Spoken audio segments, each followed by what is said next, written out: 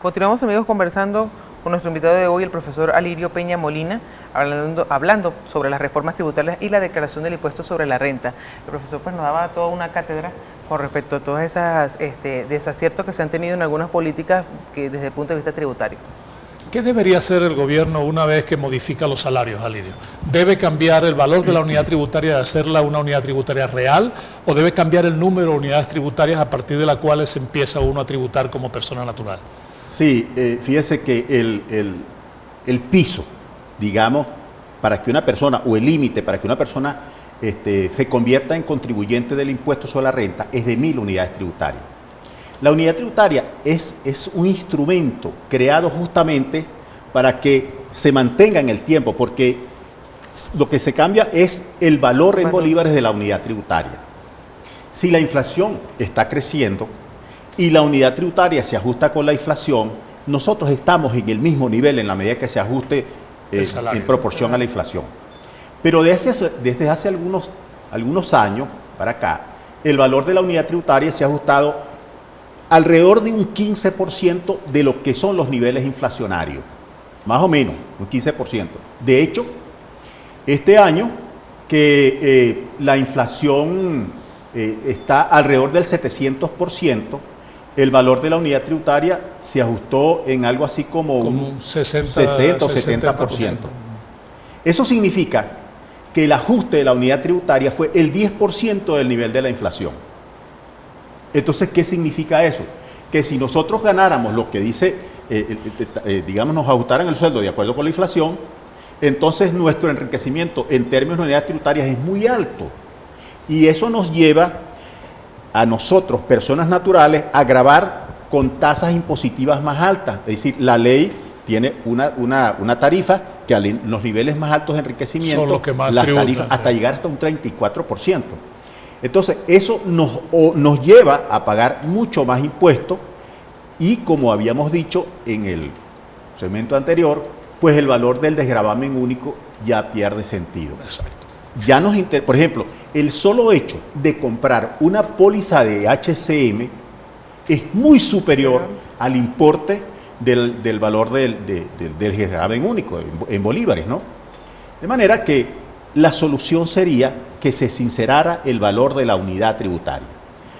Ahora, la situación es tan grave que el gobierno se ha visto obligado en los últimos 2 años a establecer exoneraciones. Yo recuerdo que a comienzos del año pasado, cuando se fue a declarar el año 2015, la secretaria de mi departamento, por solo señalar una persona, porque yo también estaba en esas mismas circunstancias, me decía: profesor, ¿y cómo voy a pagar yo 30.000 bolívares que no tengo de impuestos? Eso nos preguntamos todos. Muchas personas ya habían declarado, hicieron un esfuerzo supremo para cancelar los impuestos y, terminando el plazo para las declaraciones, el presidente se vio obligado a exonerar 3.000 unidades tributarias a las personas naturales residentes. Esto nos alivió, por supuesto, pero eso no fue ningún acto de bondad, sino fue un acto, digamos, para reconocer que estábamos siendo injustamente tratados. Y la cosa es de tal magnitud que este año ya se hizo más pronto respecto al momento que teníamos que declarar, se elevó a 6.000 unidades tributarias. Pero están ocurriendo cosas... 6.000 por 300 son... Eso es 1.062.000 bolívares. Pero están ocurriendo cosas, por ejemplo, he oído a gente quejarse porque me dice que le están... Aquí, en la administración tributaria, yo no sé si en otros estados, ese desgravamen único se lo están prorrateando, o sea, no lo están aplicando completo. Si es un contribuyente, persona natural, comerciante, no le están aplicando la exoneración completa. Y eso está violando las disposiciones, inclusive la interpretación literal del decreto que dice que esa exoneración es sobre el enriquecimiento neto. Los empresarios, los industriales venezolanos están preocupados porque deben pagar un impuesto sobre sus actividades económicas que equivale al 30% de las ganancias. Sin embargo, para poder calcular realmente cuál es el precio real ver si son de un referentes. bien, de un servicio, de un producto, se requiere que el país, que el Banco Central de Venezuela oportunamente informe sobre el índice de precio al consumidor. ¿Qué está pasando en esta área y cómo eso perjudica la actividad empresarial, Alirio? Bueno, mire, ciertamente nosotros hemos observado cómo los índices inflacionarios que ha publicado el Banco Central de Venezuela se distancian de lo que es la real inflación. De eso saben mejor las señoras amas de casa, ¿no? Pero ciertamente esto es un secreto a voces, un secreto a grito. Desde hace mucho tiempo, y esto no es nuevo, ¿no? No es que es nuevo, pero parece que en los últimos tiempos esto se ha agravado. En el año 2015, la inflación, de acuerdo con los indicadores que ha publicado el Banco Central de Venezuela, fue de 180%. Los cálculos hechos por empresas dedicadas a esto, por asesores en el área económica que hacen sus propias estimaciones, dan cuenta de que el año pasado, en el año 2015, la inflación no estuvo por debajo del 300%, o que estuvo girando alrededor del 300%.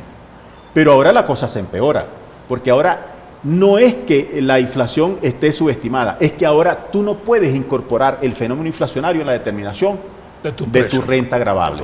Y entonces ciertamente las empresas, digamos, cuando hacen sus estados financieros, resulta que están perdiendo, pero cuando se calcula el enriquecimiento que va a ser grabado de acuerdo con la ley, tienen que pagar una ganancia, y de eso tienen que pagar un tercio.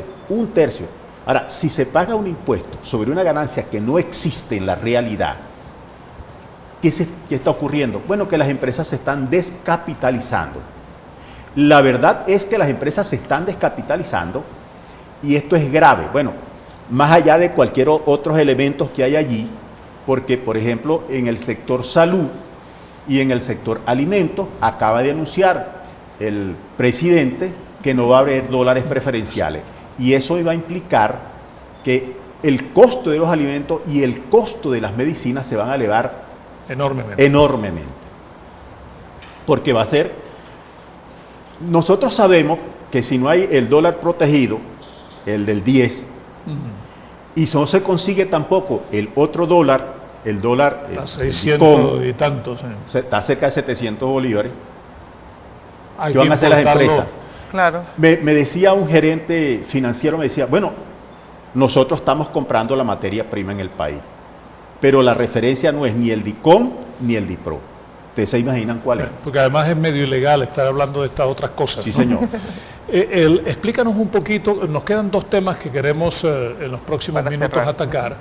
El primero es el impuesto a las grandes transacciones financieras, y luego no quiero que nos vayamos sin tranquilizar a nuestros compañeros universitarios y a los asalariados del país.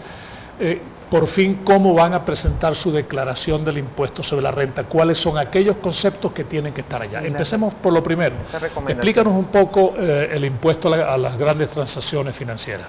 Bueno, ese impuesto es un impuesto al que recurren los gobiernos cuando tienen necesidad de suministrarle recursos a su caja. Este es un impuesto que pagan los contribuyentes especiales por todas las transacciones, todos los pagos que tú hagas, ya sea a través de instituciones financieras o sea a través de otras medios. Inclusive si tú pagas en efectivo, tú tienes que pagar eso. Si, por ejemplo, tú me debes y yo te debo y compensamos, eso también entra allí. A una tasa del 0,75% de cada operación. Eso es una cantidad muy significativa de recursos que está obteniendo el Fisco Nacional por ese impuesto. Es un impuesto que realmente no consulta la capacidad contributiva. Es decir, las empresas podrían estar quebradas, podrían estar financieramente en dificultades serias y tener que pagar ese impuesto. Es decir, una de las cosas que establece también la Constitución es que se debe medir la capacidad que tú tienes para pagar impuestos. Y si tú tienes que pagar un impuesto en el cual no se ha medido tu capacidad contributiva, tu capacidad económica, pues ese impuesto no es justo y ese impuesto puede caer, digamos, en la confiscación. Las empresas están pagando mucho impuesto por eso. Pero es que además de eso, ese es un gasto que para fines del impuesto a la renta tampoco se reconoce. Cuando tú vas a determinar tu enriquecimiento para fines del impuesto a la renta, tú no puedes disminuir tu ganancia con ese impuesto. Total, para las empresas esto es grave, es serio, y por esos dos aspectos, ¿no? En esos dos sentidos. Carmen está preocupada, no quiere que te vayas de aquí sin explicarle cómo tiene que hacer su declaración del impuesto sobre la renta. ¿Qué mete ahí? ¿Mete el bono vacacional? ¿Mete el aguinaldo? ¿Los viáticos que le dan para que desarrolle sus funciones en otro lado? ¿Qué realmente es lo legal, lo correcto que hay que presentar en la declaración del impuesto el 31 de marzo, antes del 31? Aquí nosotros tenemos una ley de impuestos que dice que tú debes incluir todo. El asunto está en que hay una sentencia que modificó del TSJ, de la Sala Constitucional, que modificó ese concepto.